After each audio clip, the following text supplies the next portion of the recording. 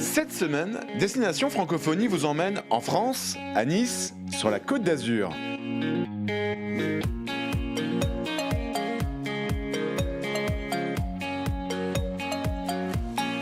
Bonjour, bienvenue sur la baie des Anges. Rien que ce nom fait rêver pour évoquer la situation de Nice, entre la mer et la montagne. La promenade des Anglais avec ses palais rappelle que la ville fut un lieu de villégiature prisé des aristocrates russes et anglais au XIXe siècle.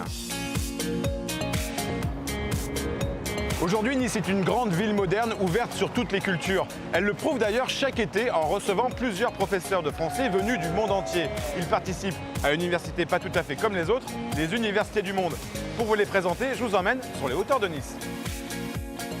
C'est ici, au Palais Impérial, un ancien hôtel de luxe transformé en lycée, que se réunissent tout l'été des professeurs de français venus de 30 pays du monde. C'est le cas de Gülşen, qui est professeur de français à Istanbul, en Turquie, ou encore de Regina, qui est professeure de français à Kazan, en Russie. Et lors de ces universités du monde, elles vivent une expérience exceptionnelle. La passion de Gülşen et de Regina, c'est la langue française. Comme des milliers de professeurs de français, elles se sont d'abord rencontrées sur Internet, grâce à deux plateformes, Bonjour de France et Bonjour du Monde. Ce réseau social né à Nice permet aux professeurs du monde entier de dialoguer et d'échanger des ressources pour leur classe. Mais rien ne vaut une vraie rencontre. Gülşen et Regina se retrouvent donc l'été à Nice, lors des universités du monde, avec des professeurs de français venus des 5 continents. Au programme, le matin, des formations dispensées par des spécialistes venus de toute la francophonie. L'idée est de découvrir de nouvelles méthodes d'enseignement et de se perfectionner dans des techniques de classe. L'après-midi, les professeurs partent en excursion découvrir les richesses touristiques de la Côte d'Azur et ainsi de partager ensemble des moments de convivialité.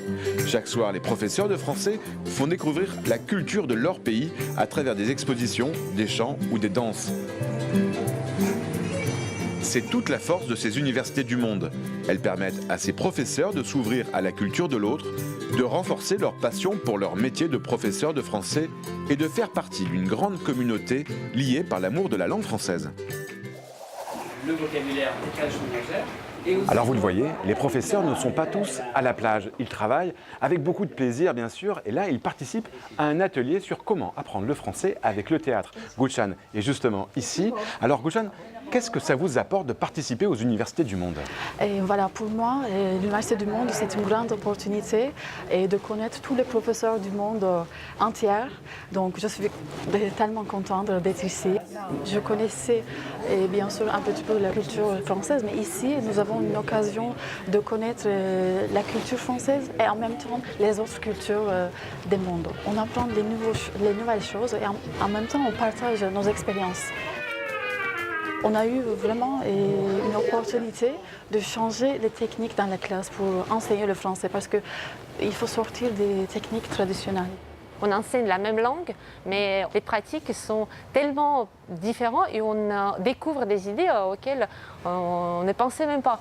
Et c'est vraiment très intéressant du point de vue professionnel. On a une grande envie de vivre ensemble, de donner, de partager. Et c'est la richesse, cette découverte personnelle de culture, du monde qui t'entoure. Et la francophonie, c'est ça. Partout dans le monde, il y a des gens qui parlent français, qui apprennent le français. Et ça, c'est très important qu'on va transmettre à nos étudiants, qu'ils apprennent le français après pour devenir les citoyens du monde. Et le plus important pour les gens, c'est comprendre, d'exprimer ses pensées, pas à travers les intermédiaires, mais directement. Et ça, c'est la langue qui te permet de le faire. Ce que nous sommes en train de créer, ces moments de fraternité, ces moments que nous avons partagés, ils donnent du sens. On est en train de construire cette grande famille.